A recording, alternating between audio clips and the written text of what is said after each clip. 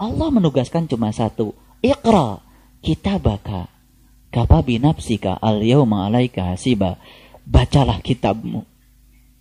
Cukuplah itu sebagai juru hisabmu.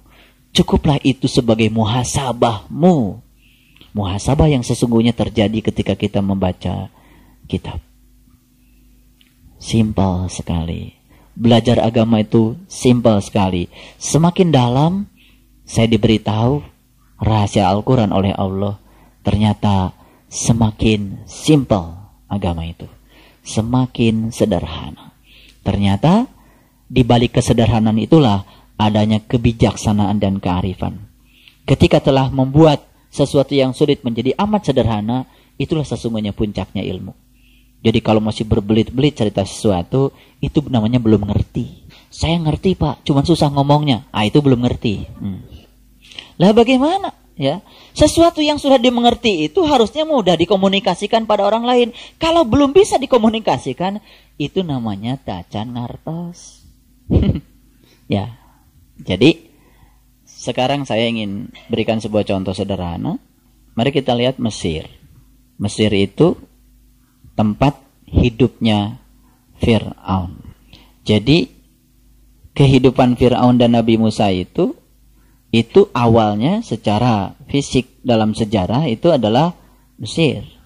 Jadi kalau menurut saya gejolak di Mesir ini bisa merupakan sebuah tanda besar dari Allah bahwa pertikaian darah di masa lalu terjadi di masa kini karena kita telah mengabadikan sifat-sifat Fir'aun.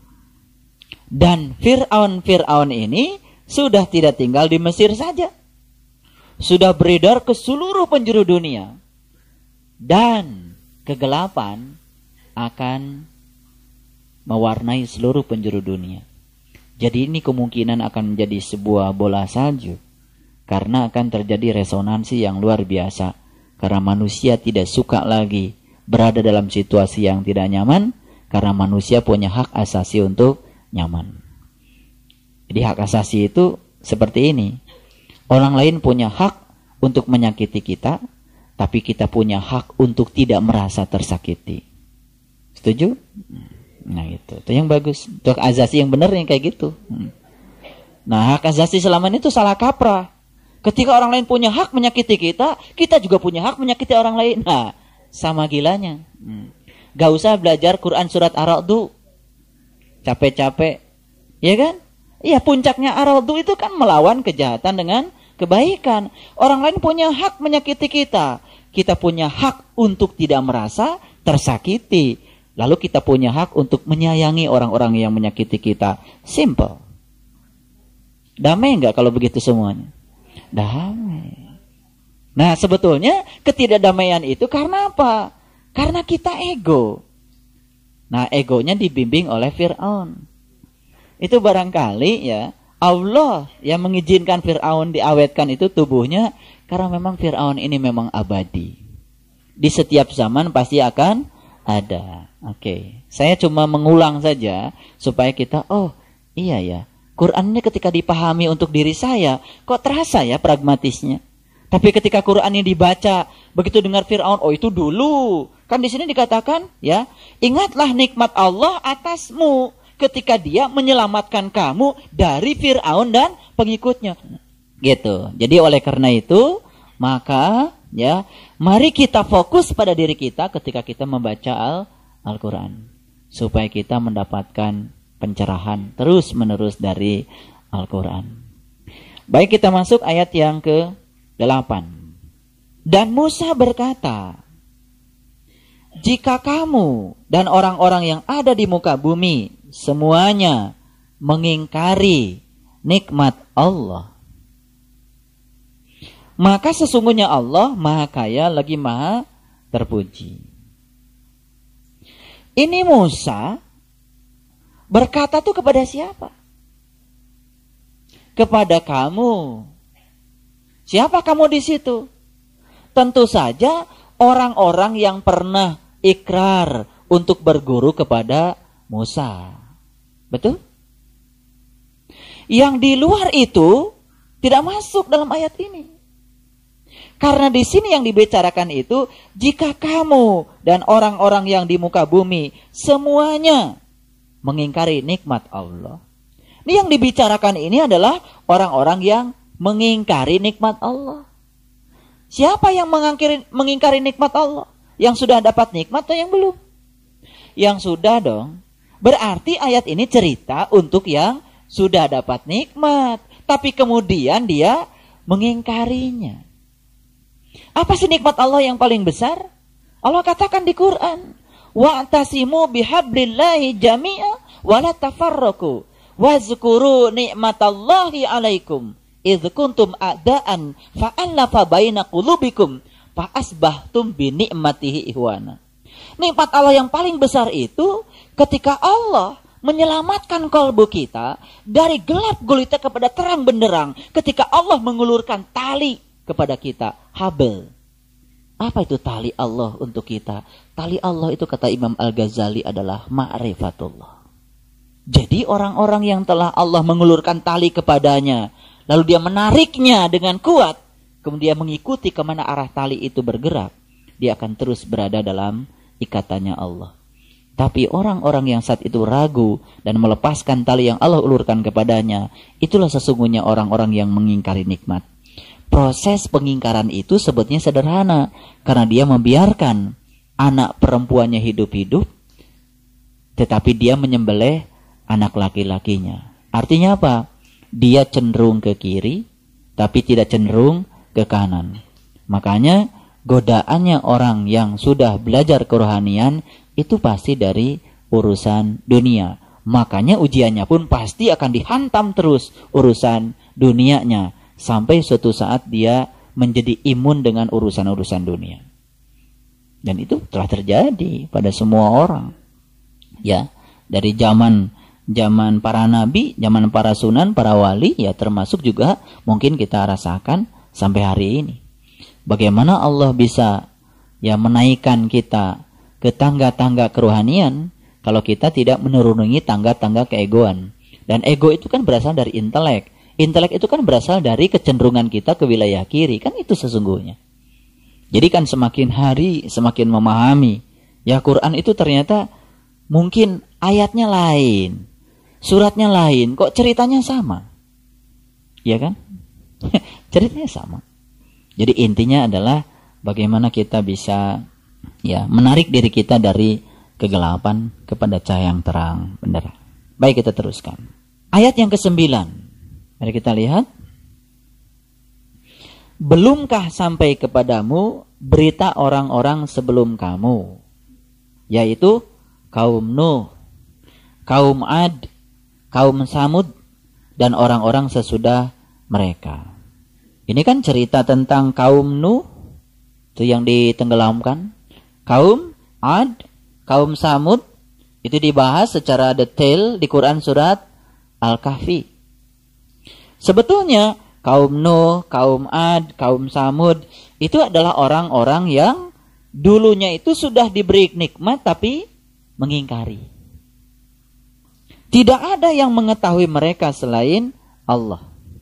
Telah datang rasul-rasul kepada mereka, membawa bukti-bukti yang nyata, lalu mereka menutupkan tangannya ke mulutnya. Ya, dan berkata, ya, sesungguhnya kami mengingkari apa yang kamu disuruh menyampaikannya kepada kami. Dan sesungguhnya kami benar-benar dalam keraguan-raguan yang menggelisahkan terhadap apa yang kamu ajak kami kepadanya. Jadi kalau ada orang yang belum ikutan ragu, wajar nggak? Wajar. Perlu marah nggak kita? Kalau mereka mencaci maki kita, wajar? Lah wajar, namanya juga tidak tahu. Jadi kalau kita sakit hati dicaci maki oleh orang yang tidak tahu, yang salah itu yang sakit hati. Gak lulus itu belajar ilmunya. Lah orang tidak tahu dipaksa untuk tahu, sebari tidak diberitahu. Jadi jangan kecil hati kalau kita dibilang itu sebelah sama orang yang tidak tahu. Jadi kalau disesatkan sama orang sesat, ya tenang aja. Justru yang jadi persoalan Quran itu, mohon maaf ya, Quran tidak membahas mereka yang di luar. Tapi Quran itu membahas mereka-mereka yang telah ikrar, di hadapan guru, ikrar kepada Allah. Setelah itu dia mengingkari itu yang berulang-ulang diceritakan dalam Al-Quran. Itu yang diulang-ulang. Jadi di sini ya, ayat yang ke-9 itu cerita apa? Ini cerita ya, orang-orang yang telah mengikuti Rasul, sudah mendapatkan ilmu dari Rasul, kemudian dia itu berada dalam keraguan-raguan yang luar biasa. Dan itu wajar juga, karena itu awal. Tapi ketika dia membiarkan dirinya dalam keraguan-raguan terlalu lama, sebetulnya yang salah itu bukan Rasulnya. Yang salah adalah dia membiarkan dirinya dalam keraguan-raguan yang terlalu lama. Jadi oleh karena itu maka kegiatan yang seperti inilah sebetulnya yang bisa membebaskan diri kita dari keraguan-raguan pada tingkat awal. Pada tingkat lanjut, Allah sendiri yang akan membebaskan keraguan-raguan kita lewat pengalaman spiritual kita. Jadi tidak ada jaminan orang bisa bebas dari keraguan dengan pengajian seperti ini. Pengajian ini tidak bisa menolong, cuma membantu untuk menolong, membebaskan keraguan-raguan. Membantu saja. Maka peran pengajian ini walaupun cuma sekedar membantu, tapi insya Allah akan memiliki kontribusi yang cukup besar. Baik, kita teruskan ya. Dan sesungguhnya kami benar-benar dalam keraguan yang menggelisahkan terhadap apa yang kamu ajak kami kepadanya. Betul nggak kita pernah mengalami seperti ini? Ya, awal-awal ketika kita diajak ke sini luar biasa kan? Terjadi suatu perubahan paradigma yang luar biasa. Maka disitulah perlu ada yang menenteramkan. Walaupun tidak ada jaminan, tapi setidak-tidaknya akan membantu seseorang untuk mencapai kedewasaan spiritualnya. Dan untuk mendorong seseorang sampai ke tingkat itu tuh memang perlu rutinitas, pengorbanan jelas, ya kan? Ya, itu komitmen. Itu komitmen. Ya, oleh karena itu maka kita pun harus terus berkomitmen. Ya, agar kita sampai pada tujuan dari pengajian ini. Baik, kita teruskan. Berkata rasul-rasul mereka, apakah ada keraguan-raguan terhadap Allah, pencipta langit dan bumi? Ya. Ada keraguan-raguan itu? Pasti ada ya, pada tingkat permulaan. Jadi sebenarnya perlu proses yang panjang dan kesabaran untuk membebaskan kita dari keraguan-raguan itu. Jadi boro-boro yang awal, yang sudah lama juga ternyata masih juga diselimuti oleh keraguan-raguan itu. Jadi sebenarnya penyakit yang paling utama belajar ma'rifatullah itu adalah keraguan-raguan. Baik, kita teruskan. Dia menyeru kamu untuk memberi ampunan ya kepadamu dari dosa-dosamu dan menangguhkan siksaanmu sampai masa yang ditentukan. Mereka berkata, kamu tidak lain hanyalah manusia seperti kami juga. Kamu menghendaki untuk menghalang-halangi kami dari apa yang selalu disembah nenek moyang kami. Karena itu datanglah kepada kami bukti yang nyata. Jadi oleh karena itu ya, perjuangan para ulama kalau tidak didasari oleh bukti yang nyata kepada umat, ini tidak akan pernah tuntas. Nah, sebetulnya ya kalau kita mau jujur membaca sejarah, para nabi, para rasul itu yang pertama diajarkan itu adalah hal yang nyata. Pengalaman spiritual dulu yang diajarkan. Jadi syahadat itu bukan teori dulu, bukan ucapan dulu, tapi pengalaman dulu. Makanya ya ketika memasuki ya area ini, maka di sini kan semuanya dibalik. Ya, di sini semuanya dibalik. Kita diajarkan untuk mengalami yang nyata dulu. Penjelasan-penjelasan itu belakangan. Bahkan tanpa penjelasan pun, kalau sudah mengalami yang nyata, kita akan kuat mengimani sesuatu yang Allah berikan kepada kita. Nah, harusnya ya semua kita ini umat Islam untuk kembali kepada Al-Quran, melihat bagaimana sistematika Al-Quran mengajarkan keyakinan kepada umat. Ternyata Quran tuh mengajarkan yang nyata dulu.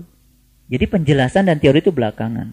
Tapi kebanyakan Ya, proses pendidikan agama di kita, pembelajaran agama itu lebih banyak pada aspek-aspek penjelasan dan teori. Dan sedikit sekali pengalaman yang nyata itu diberikan.